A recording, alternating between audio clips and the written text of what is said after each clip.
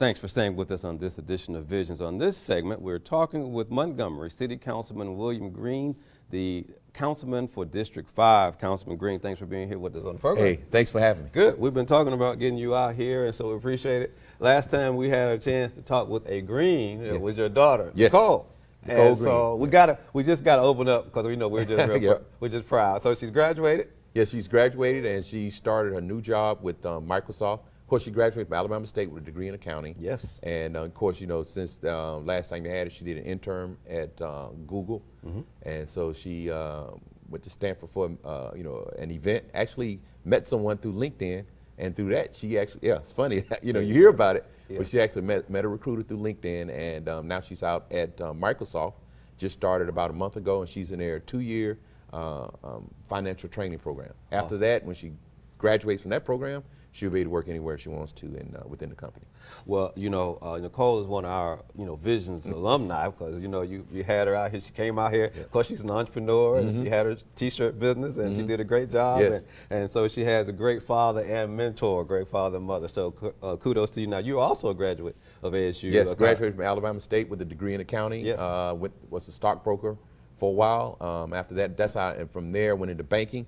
Then I got in IT. Been in IT the last 20 plus years. Okay, but now you didn't mention about the Marine Corps. Oh, well, I think they would be offended. No. That was prior to Alabama State. Yes. Okay. Prior to that, yes, of course, I'm still a Marine. Okay. Once a Marine, always a Marine. All right. Real good. Well, you've been doing a lot of great work in the community since you've been in office, and you've been in office how long now? About 8 months. Okay. Not even a year. Okay. Yeah. Well, you've been moving. The learning curve is still going up. You know, learning every day. You've been making time. Well, now I actually live in your district. Okay. And so I don't know if you actually knew that, but and so one of the things that you have been working on is an initiative called the South Central Business District. Yes. You know, when I ran, one of the things I noticed is that in order to attract business to Montgomery, a lot of times we tend to concentrate on the larger businesses, and that's great. You need to bring those businesses here. Of course, the I-65 corridor is basically for any business that's going to spend over $2 million or that is going to bring at least 200 jobs. They get certain tax breaks. But what I noticed is that the smaller businesses, which are the majority of businesses in Montgomery, they don't really have any incentives for them. So what I wanted to do was I ran on something that I call a merchant association. I remember. But what we've done is basically we've gotten together with Grayson of Looney's, as well as Motherly Care, and with the help of the Chamber of Commerce. Yeah. Yes, and what we've done is we created a group called the South Central Business District, and right now it's concentrating primarily on I think from maybe Troy Highway all the way down to I think Court Street along the Southern Boulevard area, just those businesses up in that area. We don't want to try to get too big, but right now we're just concentrating on those businesses in those areas. And we meet, I think it's the second Tuesday of every month, and right now we're meeting at Motherly Care, and we discuss those things that are pertinent to the smaller businesses in that area. And I think it was last meeting, not the meeting we just had, but the last meeting of the city council, they actually addressed the city councilman there and just let them know that, hey, we're here, here's what we're concentrating on, and we will be speaking with you in the future. So I'm excited about that. And the whole objective is, even though the Chamber of Commerce and myself, we got it started, prime the pump, so to speak, we want this to be run totally by the business owners and autonomous from city leadership, as well as maybe even the Chamber of Commerce at this point, even though they may work with them and they will utilize their resources, but we want the business owners to actually get together and come up with what they need. And then they would then come to us and petition us for the resources that they may need. Good. Yeah. Well, it's a great concept. I've gone to a couple of those meetings, and I think the name is catchy. You know, we can identify with it, and so that's a great initiative. And I remember specifically hearing you talk in your platform about a merchant association, and that's essentially what this is. I'm happy that it actually we see. You know, and my whole thing is that, you know, as a city leader, a lot of times we think that we have to do everything, and some people sit back and wait for you to do things for them. But I think what's great is if a city leader can inspire the individuals to work together, because one person, even no matter how great I think I am, I can't solve all the problems, and I don't have all the answers. So with everyone coming together with a common goal to make Montgomery better, I think we can all you know, get some better solutions that way. And with South Central Business District, the way it's formed, I think it's a great idea, and it's going to do well going forward. Excellent, excellent. Well, one of the other things that you have on the agenda is neighborhood revitalization. Yes, you know, when I ran on, I can't think the name, I can't think of the name escapes me now, but I ran on something that basically, land banking. Land banking was one of the things I ran, but when I got there, Tracy Locken had already actually been working on something.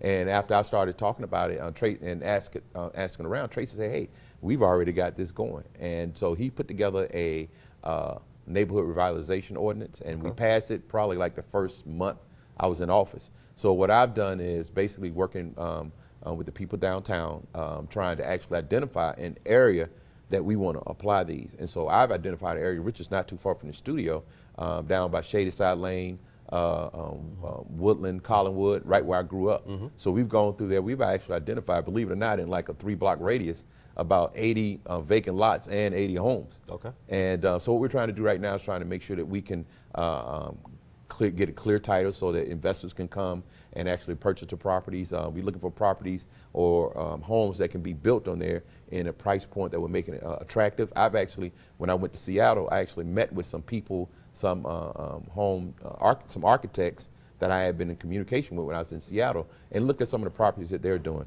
We're looking at maybe doing something like prefab homes, but not the kind, you know, not trailer homes, but nice looking homes around 1,200 square feet, 3 bedrooms, 2 baths. And once again, the problem that we're running into now is trying to get clear title. So in the interim, because this process can take a while, what we want to do too is we're looking at community gardens. And I think some of those vacant lots, if we can probably get together, bring some of the kids in, work with some churches, identify those lots and assign them to people and start trying to get some things done in the interim, because you know if it takes 2 years to get clear title, why not in the interim we still need to try to clean it up. So that's an ongoing process that I'm working on. Excellent. Yeah.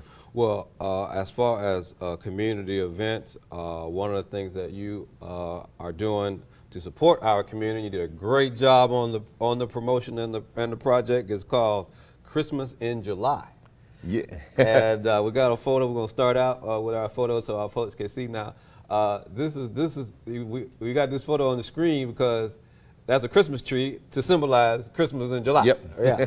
Yeah. And so we got another photo we're going to bring. So tell us about the concept of Christmas in July as we have that shot there. What's happening right here on this shot? Okay, that's actually at Nellie Burge Community Center, and we actually started doing this 3 years ago. Long before I was in office, long before I even decided I was going to run for office. But we had an organization, and we were trying to figure out how we can help. And one of our members, actually Troy Towns, he was on the board of Nellie Burge Community Center. And so he said, hey, I know a good charity. And Nellie Burge Community Center started around 1902. And what they do is they help homeless mothers.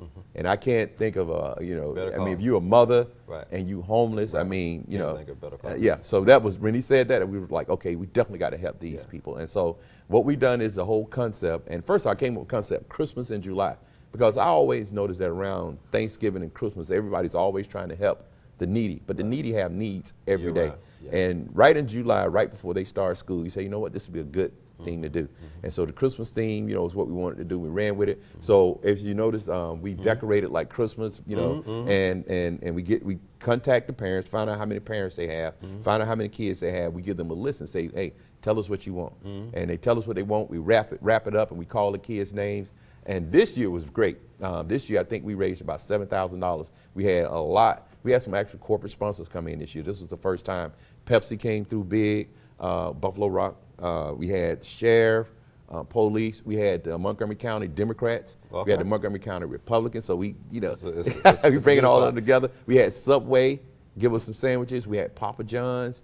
So it was great. I mean, and the kids were great. I mean, we had, you know, just looking at the look on the children's face. We got one photo that we're going to try to pull up to try to see it a little bit. So these are a couple of kids there by the table getting ready to receive their gifts. And so like you said, just a really a great event. Now you got a group shot here. Who's the A team we got here? The Christmas in July team. So we got everybody here. We got Cedric Cole in the middle. He's over the Alabama Empowerment Coalition, which is a great organization. We got members of the Montgomery County Republican Party there. You got me way in the back. So those are the members that help. And now it's not everybody. We have some other, and now it's funny, Another group came, and I put it on Facebook, another group of a friend of mine, Brenda Robinson, been knowing her for years. That's the Goonies right there. Okay, okay, all right. And what they are is basically a local organization that likes to do charity work, and they saw what we were doing, and they came through big time with school supplies. I mean, boxes of school supplies for each kid. They had the names on it, so that was great. You know, we actually gave $150 for school clothes for the kids. So if you had a school-age kid, we gave you $150 to go buy school clothes. Because what we normally did last year, which took a lot, we would go buy everything for them. But we thought this year, just give them $150. And then we also gave, after that, we also gave gift certificates to the parents. Well, and let me just interject. You know, I've heard some stories about parents who are trying to get their children ready to go to school, and that since you have to have uniforms now, that means you got to pay for uniforms now. And in the case of your Christmas in July, if you got a single parent who's worried and concerned about their kids and getting them ready for school, and if they don't have the money, so then I've heard stories about some parents just sitting their kids out because they didn't have the money to buy the uniform. Yeah, and what we want to do, and we, like I said, we did 19 kids and 10 parents. Next year, right, we're doing right now is next year we're going to start probably in December. December, start collecting all your old, you know, once you through wrapping your Christmas wrapping paper, because you can't find it in July. We found that out. And then we also, individuals that maybe for the end of this year that want to get a tax break for the tax season, they'll try to get them to donate now. So we're going to start early this year to try to make sure and try to make it bigger. And fortunate for me that now I'm city council, you know, this year I didn't realize it, but when the news media came, it kind of took off as far as the media is concerned. So what we're going to do is try to use that to try to make it bigger, because there are a lot of kids that actually have a lot of needs. And when I was running for office, I said I was going to do this. People was looking at me like, who are you? We don't know. But hopefully now that we've gotten a lot more publicity, we're going to have a website, make it easier for people to donate. We're setting up a 501c3. We're going to make it official, and we're going to try to start getting, I'm calling people out now, like Alpha Insurance, Baptist Hospital. Don't call it. Don't call it. But you did get great coverage from the station here, and so this is a great event. Now, you came up with this idea, Christmas? I came up with the concept, and then all of us chose. Okay, real good. Okay, real good. I mean, Nellie Birch. Excellent, excellent. Yeah. Councilman, thanks for being here. We're going to invite you back so we can go over some more information. Yeah. That's going to do it for us on this edition of Visions. Thanks for watching, and we'll see you next time.